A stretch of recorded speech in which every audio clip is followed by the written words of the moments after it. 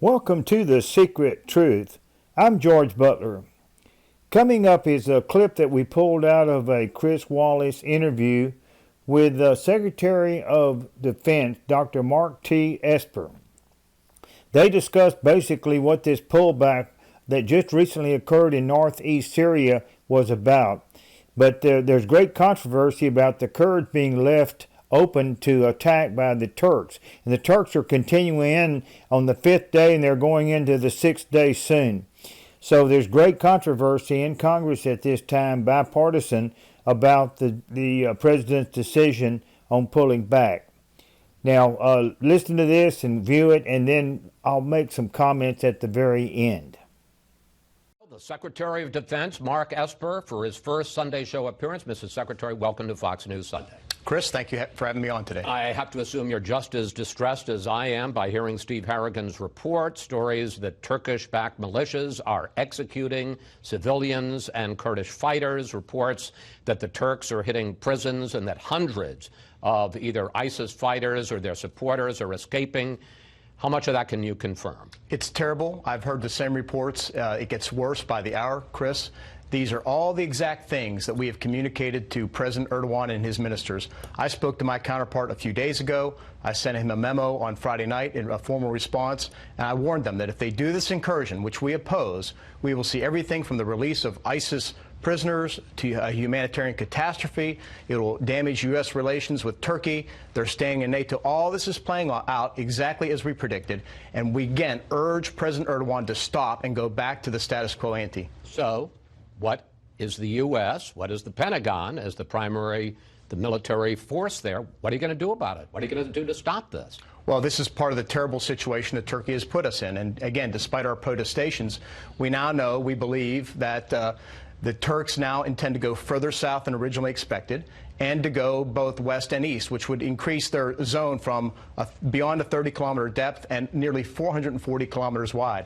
At the same time, we've learned in the last 24 hours that it looks like the SDF is cutting a deal with the Syrians and Russians. No, we should say SDF. Those are the Kurdish forces, the Syrian democracy forces. Defense forces, that's right. They're cutting a deal, and now what we're facing is U.S. forces trapped between a Syrian-Russian army moving north to take on the Turkish army that is moving south. It puts us in a terrible position, and the protection and safety of our service members comes first to me.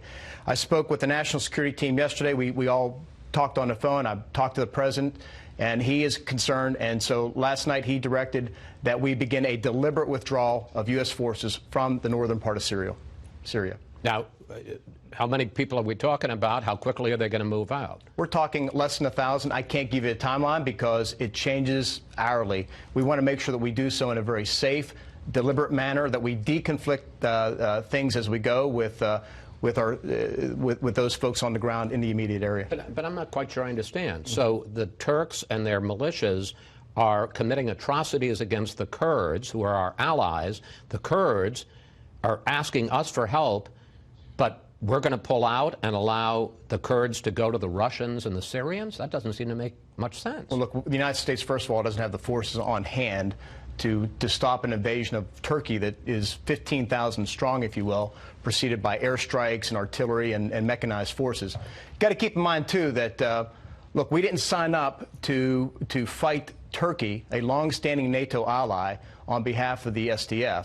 Again, this is a terrible situation. That's why in the little over 2 months that I've been on the job, this has probably been the #1 issue that I've dealt with week after week with our Turkish counterparts.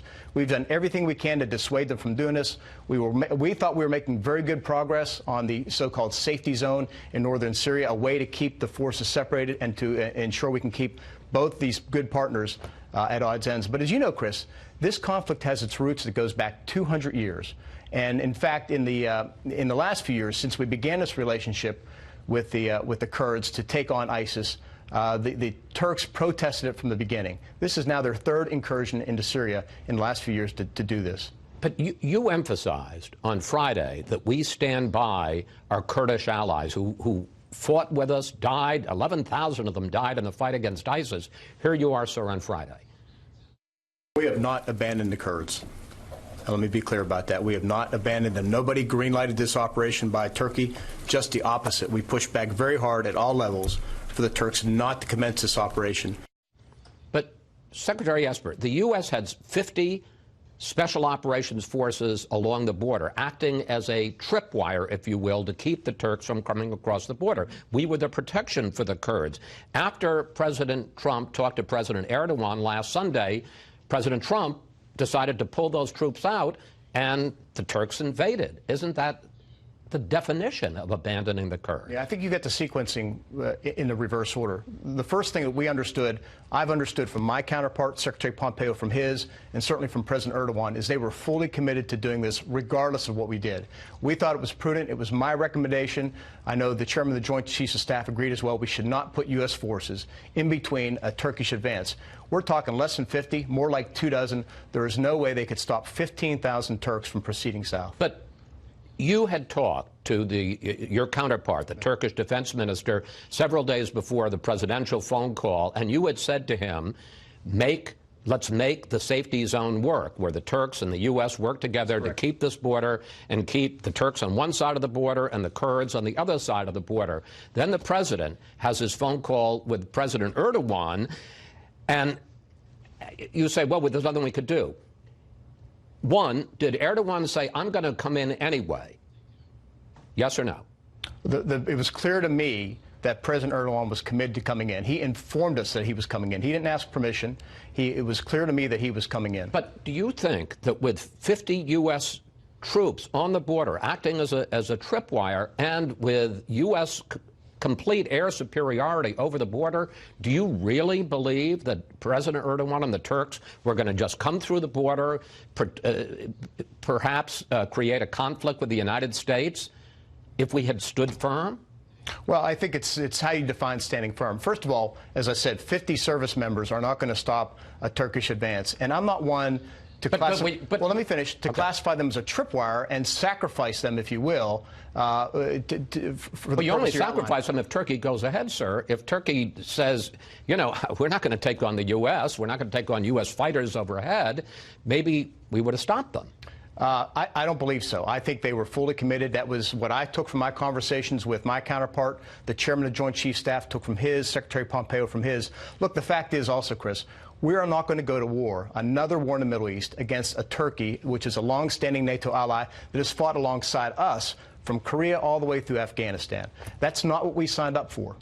Well, do they seem like much of an ally now, Turkey? No, I think Turkey, the arc of their behavior over the past several years has been terrible. I mean, they are spinning out of the Western orbit, if you will. We see them purchasing Russian arms, cuddling up to President Putin. We see them doing all these things that, frankly, concern us with regard to the direction they are heading. But you say it concerns us. The reaction is that the president is going to pull all of our troops out of that region, and although he has talked about sanctions and authorized Secretary Mnuchin to impose sanctions, there's been no action. Well, we'll see what happens. You know, like I said, all these developments have happened in the last 24, actually more like the last 14 hours, if you will.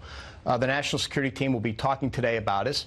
We still have been holding out hope that we could get to Erdogan and tell him to stop what he's doing, return to the border, and let's work on the safety zone, the mechanism. Those talks are still, by the way, underway right now. We want to get to that point and settle this situation down, stabilize it, so we can get back on the right path. And meanwhile, what do you say to the head of the SDF, our allies, the people who fought and died to help us beat ISIS? Mazloum Kobani Abdi, the head of the Kurdish army, said today, you are leaving us to be slaughtered. What do you say to him, sir? I would say what we've been saying, because we stay in contact with him. We are doing everything we can to get the Turks to stop this egregious behavior, get them to go back across the line and stop. And that's our message to them at this point in time. President Trump says that he is just keeping a campaign promise. Here he is. We want to bring our troops back home. And I got elected on that. If you go back and look at our speeches, I would say we want to bring our troops back home from these endless wars. But while we are in the process of pulling troops at least back in Syria, maybe not out of Syria, although the president has talked about that, you just announced on Friday the president is going to send another 1,800 troops into Saudi Arabia. So are we trying to get out of the Middle East? Are we trying to get out of endless wars or not? Well, we do have the aspiration to relocate our forces, to move back in certain regions of the world so that we can reposition them to deal with the real strategic challenges we face. That is number one, China, and number two, Russia. In this case with Iran, we know that their malign behavior over the last 40 years continues to create instability throughout the entire Middle East, to include northern Syria.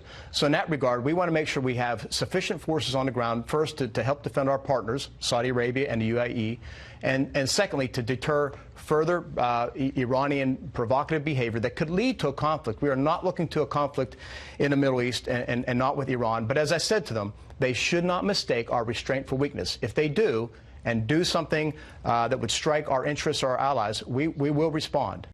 Welcome back. I hope you got to view that clip with Chris Wallace and Dr. Mark T. Esper. What the problem was in this thing is that before any decision making should have occurred, there should have been a premise established in the command center, wherever the cabinet room, wherever they make these decisions. And the main premise should have been, how can we effect a change over there without endangering the Kurds and exposing them to the Turks? Once that was addressed, then you could make decisions that would flow automatically from that. I think what they did, if you listen to Secretary of Defense Esper, he had no legitimate reasons of why we did this, other than the Turks were intimidating everybody in our government, and they were going to do it anyway. They wouldn't have done it had we maintained some troops in the area and kept the Turks out. Pulling any of our troops out of there gave a green light to the Turks to come in. I don't know what discussions went on between Erdogan and our president, but there was a basic decision that was not properly made, in my opinion. Now, what I see going on here is that on the campaign trail, Trump made all these campaign promises about getting us out of these foreign wars and everything, and that's fine. But there are exceptions to that. And this was a tactical error and not a strategic decision to be made. The strategic decision overall on a long term is, yes, we need to withdraw our forces from these overseas incursions and wars and so forth. But this should have been a tactical decision, and that's where I think President Trump made a mistake, and along with his military and Secretary of Defense. The explanation that our Secretary of Defense gave just do not hold water. I want to thank you for viewing this clip and this special report, and thank you for joining The Secret Truth. We broadcast every Saturday night 7 to 9 on thesecrettruth.com. So come in and view this, and this also will be up on our site, and you can view this presentation on Twitter and so forth on The Secret Truth Show. But thank you for viewing this commentary tonight. Good night. God bless all.